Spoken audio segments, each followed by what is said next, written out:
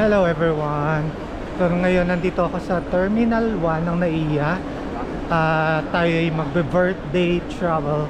Pupunta tayo ngayon sa Kazakhstan. Pero may layover tayo ngayon sa Bangkok. Una natin gagawin as usual, travel tax. Ayan, magbayad tayo. So guys, tapos na tayo magbayad ng travel tax.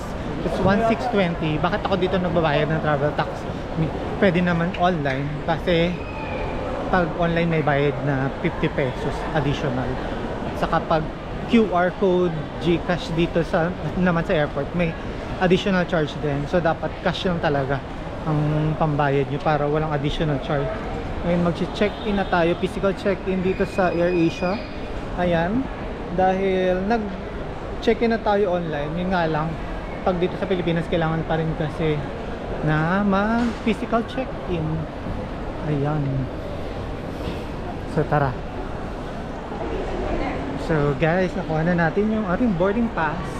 And nakapag self check-in na tayo. Ay, nakapag physical check-in. Tapos kumuha na tayo ng boarding pass. Dalawa na yung binigay nilang boarding pass. From here to Bangkok, tas Almaty to Bangkok to Almaty. Ngayon, punta na tayo sa immigration. Bawal na mag-video doon. So may balitaan ko na lang kaya.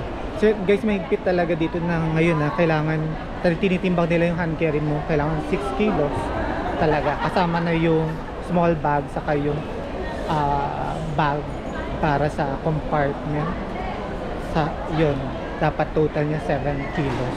So tara, let's go na to immigration. So guys, tapos na tayo sa immigration. Tayo ay pupunta muna sa lounge.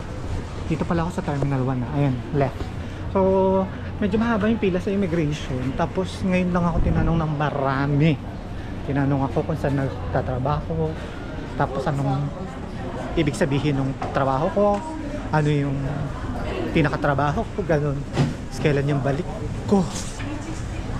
So, ayan, asan lounge.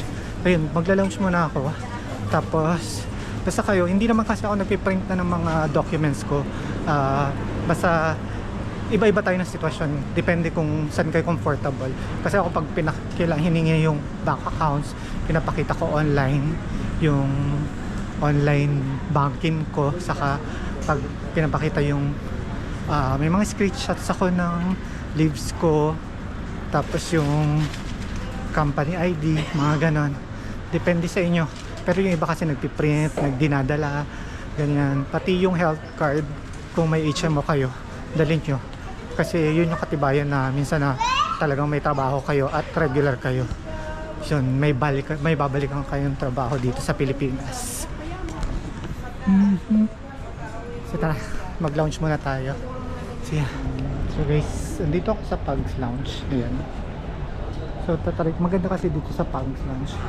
Tinignan ko yung Maya ko, pwede siya dito, yung Dragon Pass kasi sa Maya. Tapos may e-lounge doon. So tara. Ito yung pin para sa akin sa mga napasukan kong lounge mula nung nagta-travel ako. Pugs Lounge yung pinakamaganda sa mga using credit cards.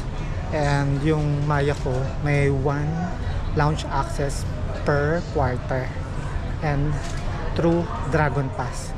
At tingnan ko dun sa list nila dun sa merong Dragon Pass. So tara. So yun nga mga cards. Sir, scan ko lang po yun. So guys, hindi pa pala dun mismo ako magla-lounge. Bali binigyan lang ako ng staff so beside gate 2 daw. Sa tabi ng gate 2 ang saan ba yun? Ayun, ito pala. Ayan. Meron, dito pala yun. Halos katapat lang naman. So guys, dito na tayo. So, ayan. Ang mga pagkain. Dito yung bread section.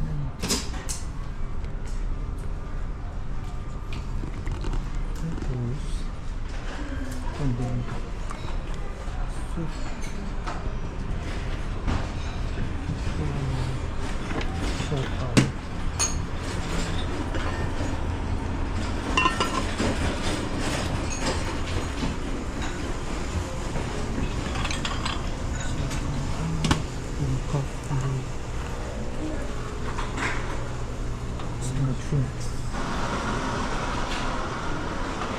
Isa pa. Halo-halo. Yun lang. Ito yung sura dito. Meron pa pala dito sa kabit. Pwede pala dito.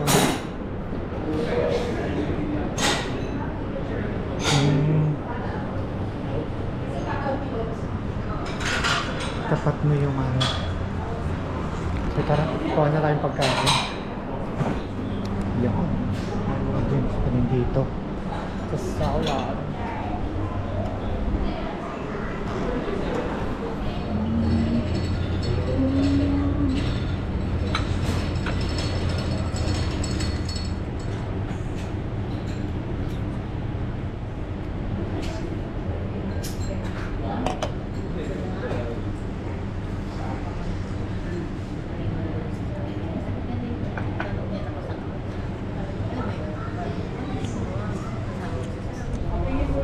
So guys, tapos na tayo dito sa lounge.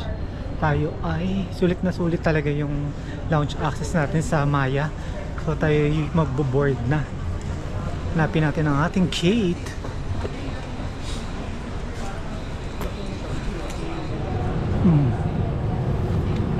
Guys, dito na tayo sa boarding gate natin. So guys, we are now boarding. Lift the metal flap. Whenever the seatbelt sign is on, you must return to your seat and fasten your seatbelt securely. So, hi guys. Nandito na tayo sa Bangkok, Thailand, sa Don Mueang International Airport. Bali, may around 8 hours tayong layover dito. Hindi na ako lalabas ng immigration kasi pupunta na lang ako dun sa international transfers. Hanapin lang natin yan, transfers. Ayan, transfer. Hanapin natin diretso lang. Tapos papakita lang natin yung passport saka yung boarding pass natin papuntang Almaty International Airport. Kasi binigyan na rin tayo dun sa naiya ng boarding pass natin papuntang Almaty. So actually pwede naman tayo lumabas ng airport kasi nga kasi dahil meron tayong 8 hours na layover. Kaso sa akin kasi pangalawang beses ko na nakapunta dito sa Bangkok sa Thailand, and yung mga first time na ginagawa ng mga tourist dito is nagawa ko na. So parang more on relaxation na lang dapat yung paglalabas ako. Ayoko nung nagmamadali kasi parang kung yung 8 hours mo dito na layover,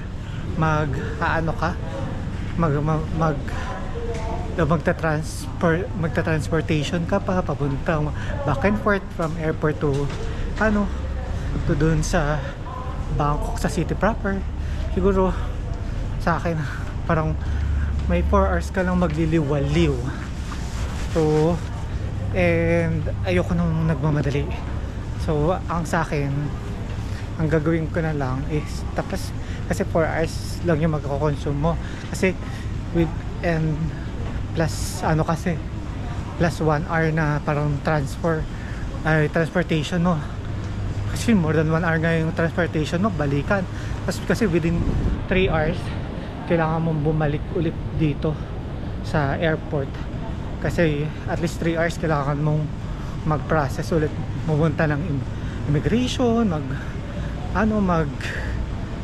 tas yun nga, di ba, mag-aasikaso ka na naman ng mga yun dito din pag naglanding ka, tas lalabas ka, papapalit ka ulit ng pera mo, mag-withdraw ka o magpapapalit ng Thai baht, tapos gagawa ka ulit ng arrival card, ganyan.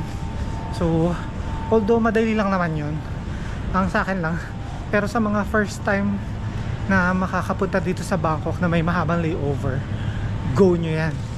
So, at least kahit may isang isa or dalawang temple na puntahan, like Wat Arun and yung reclining Buddha, yun yung marirecommend ko sa inyo kasi konti yung tao doon sa mga yun. Tapos yun, balik na rin kayo agad dito pagkatapos nyo dun sa dalawang yan para hindi kayo mag-hold sa oras. So madali lang naman dito, meron na ditong train papunta BTS yung line na alam ko dahil yung blue line parang ganun. So ayun, ayan na, international transfer. So let's go, hanapin na natin.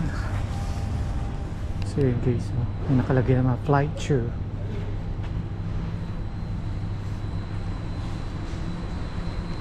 Please prepare your passports and boarding pass. So guys, nakalagpas na tayo ng tawag doon?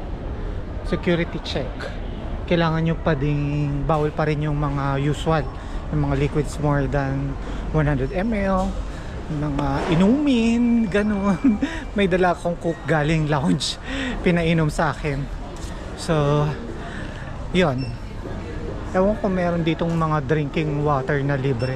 Kasi yung isang lalagyan ako ng tubig, empty naman siya.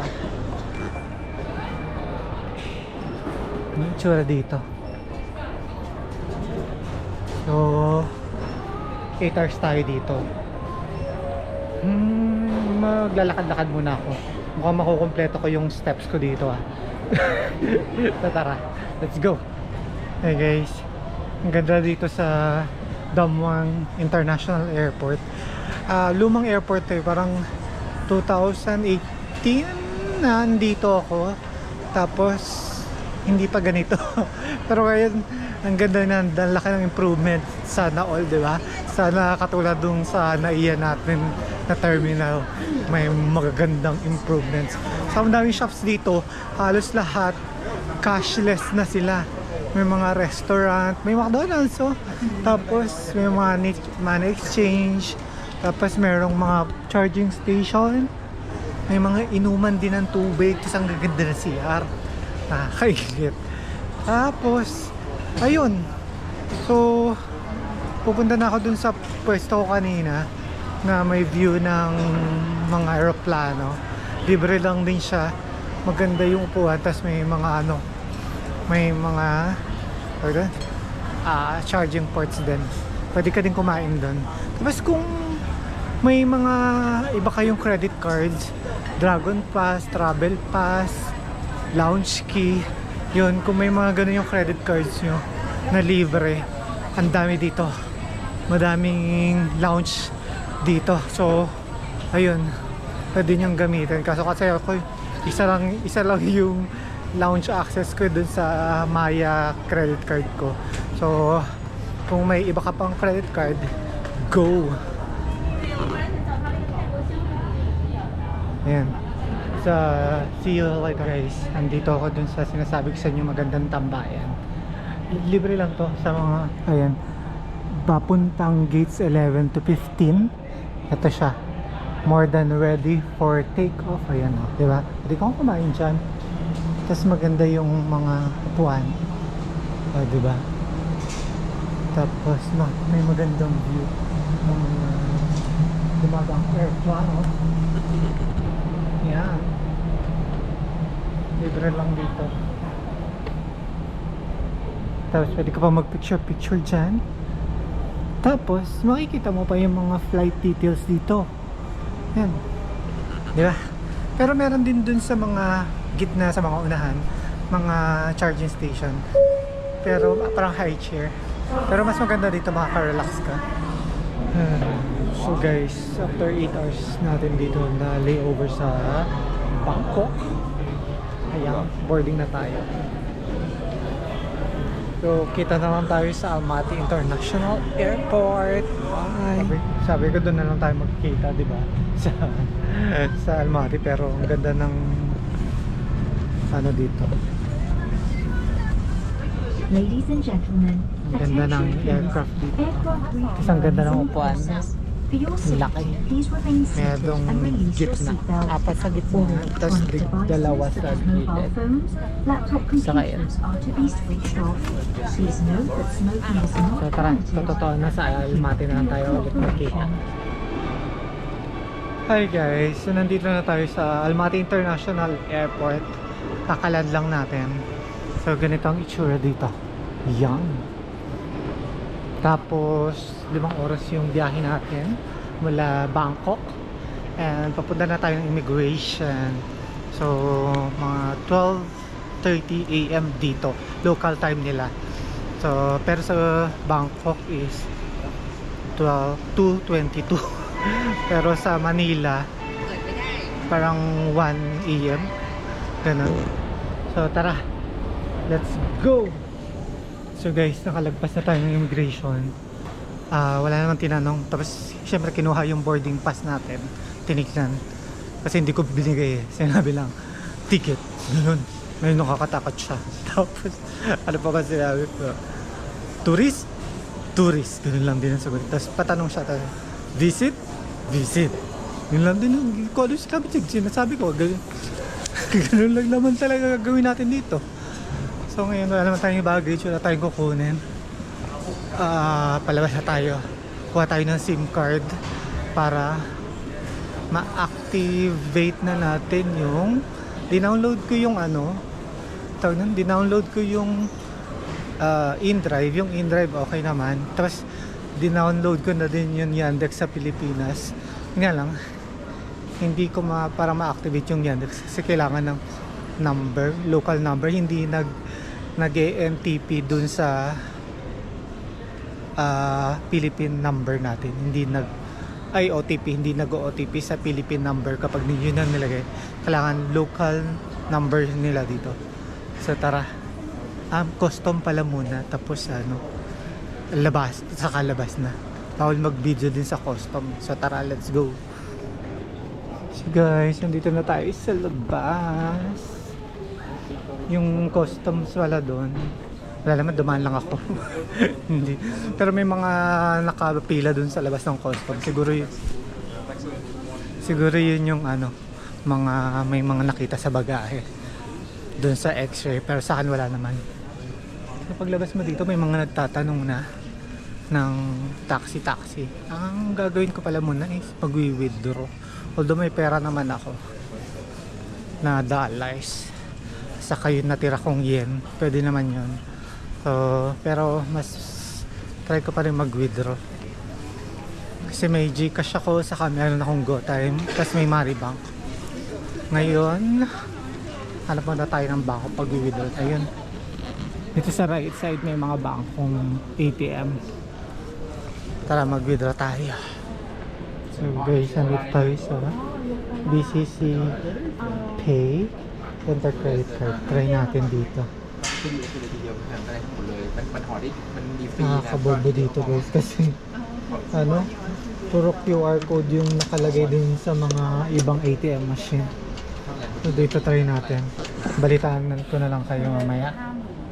Guys, kinancel ko kasi ang PIN code nila dito 4 lang sa BCC Credit. Try naman natin dito sa Freedom Bank. Let's go. Guys, failed tayo dun sa Freedom Bank.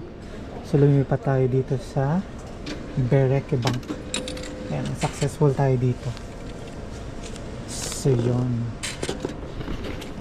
100,000 yung maximum withdrawal. So yun, ginamit natin yung Gcash. So 100,000 yung maximum. So bali nasa $200 siya. O nasa 12,000 pesos sa atin. So ngayon naman tayo ay kukuha ng ating SIM card. Bibili tayo dito ng physical SIM card. Kasi kapag yung mga eSIM hindi gumagana yung Yandex. Sabi nila pinakamaganda is Beeline. Ay $20. Unlimited na. So let's go. And guys, 40 GB, 6,000 tenge or $12. Unlimited na daw yun sa mga social media. So guys, tapos na tayong kumuha ng SIM card.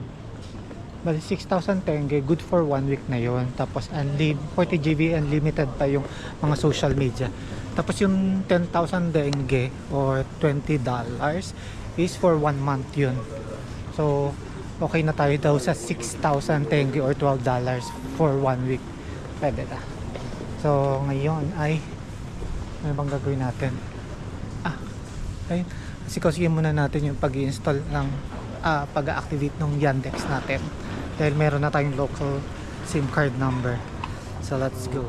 So guys, ngayon, bibili naman tayo ng card nila. Yung para sa bus at saka para sa train. Try nating mag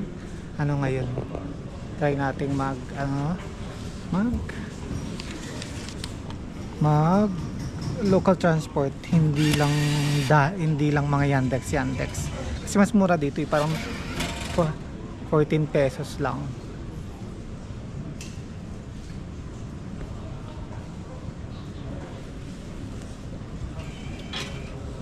Ayan.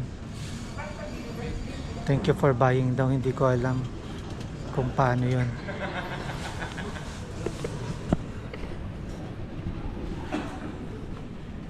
So guys, nakabili na tayo ng Onay card. 2,000 yung nilagay ko. Tingnan natin. Ayan, kung magkano. Akala ko nabudol ako. Bakit ayun? Ayan, 1,320 yung laman ng card ko. So bali 680 yung pinaka card. 680 lang. So ngayon, kasi pag ayoko naman na mag taxi or Yandex yung pinaka taxi nila or InDrive, kasi meron ako nakikita na maganda yung train station nila, although 11 station lang or mga ganun, maikli lang naman. Tapos yung bus maganda din, parang 13 pesos lang equivalent nun kapag yun ang gagamitin mo, yung itong Onay card. So kesa mag Yandex or taxi tayo, ito na lang. So pero ito munang 2,000 lang muna yung minimum na pera nating inilagay dito. Bale 1,320 ang pwede nating gamitin. Loadan na lang natin. So ayun, maganda yung SIM card na Beeline kasi nga sila na yung hindi ka tulad sa ibang bansa, like sa Japan, ikaw mag-activate sa sarili mo. Sila yung mag-activate. Pati sa Indonesia, sila din pala yung nag-activate nun. Tapos ayun, tara tingnan na natin tong Yandex natin, asikasuhin na natin. So guys, ayan, nag-aayos ako ng Yandex ko. So bali idadagdag ko kasi yung card ko, kasi pag card ang pambayad automatic na yun, kesa mag-cash tayo. Minsan hindi sila nagsusukli. Based on my experience talaga, kapag cash, kapag malalaki ang binabayad buo, wala silang panukli, or kahit na sayang din kasi nyari 10,000 or 6,000 tenge yung babayad mo, tapos ang pera mo kunyari babayad, ang bill mo lang talaga si 600 tenge ganyan, tas 1,000 bibigay mo, hindi na susukli sa iyo yung 400 ganun. So meron naman sila dito yan, card saka cash or Apple Pay. So ayun, i-insert ko na yung card ko para ayoko na makipag-diskusyon at makipagtawaran sa driver. Sa InDrive kasi pag chinecheck ko dito, cash lang. So mas maganda talaga yung card. So, guys, nandito tayo sa labas ng Almaty International Airport. So ayan, makikita nyo. So mali pala ako kanina sa sinabi ko yung sa oras ng difference. Ang difference pala ng Pilipinas at Almaty is mas advance tayo ng 3 hours sa Pilipinas. Tapos sa Bangkok, mas advance ang Bangkok ng 2 hours. So magbubook na tayo ngayon ng Yandex. Tinry ko kanina mag-booking. Meron silang parang carpool. Meron din yung private, iba-iba. Parang sa Pilipinas din, mas makakatipid ako ng 900 tenge or parang 100 pesos kapag ang gagamitin ay yung carpool. Try natin yung carpool. Pag hindi, yung sa private na lang, yung ako lang mag-isa. So, dalhin ko na yung card ko. Okay naman. So, let's go. Hey guys, so bali nag-book na ko ng Yandex. Carpool lang ginamit ko. Bali, 2,400 tenge. Around mga 200 pesos, ganun. At tinry ko dito, nandito ako sa labas eh. Ayun, tumatawag na yung driver ko. Sige, bye-bye. Hello? So guys, tumatawag yung driver ko kanina. Pero hindi, sinagot ko, hindi naman nagsalita. Pero dito sa app, ayan, kung makikita nyo. Yan yung plate number. Tapos white Chevrolet Cobalt. Yan yung plate number 867DEQ05. Naghahanap pa din siya ng co-rider. Kaya siguro hindi pa siya gumagalaw. So, ayun. Yun lang, hindi naman tayo nagmamadali kasi stress pa. Ayun, tumatawag ulit siya. Tingnan natin. Hello?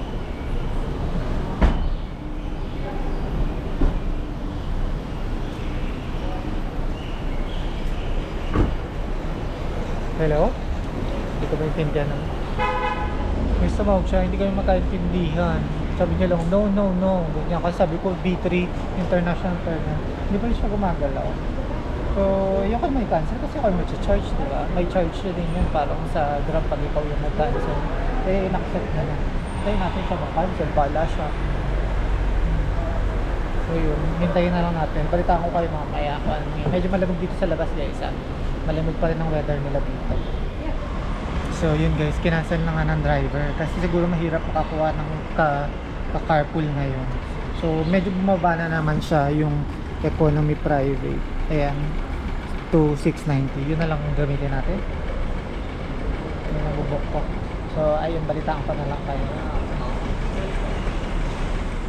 Guys, ayun ang driver ko ha. Pag may nangyari sa akin kakaiba. 823BLQ02 White Cherry 2680. Parang ganun din naman, mga 220 pesos mga ganun ang presyo. So ayun, hintayin natin siya.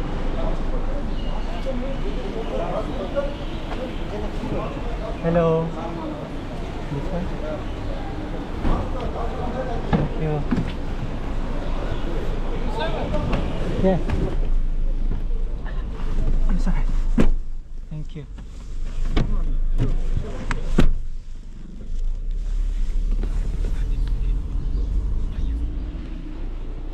So guys, ang dilemma, parang liblib tong pinasukan namin. Pero ayun siya. Kita naman, Almaty Q7, dyan ako mag-i-stay. So safe naman ako nakarating dito. Ayun. May mga cats. Itsura sa labas. So iwan din natin ang ating sapatos. Ang tao.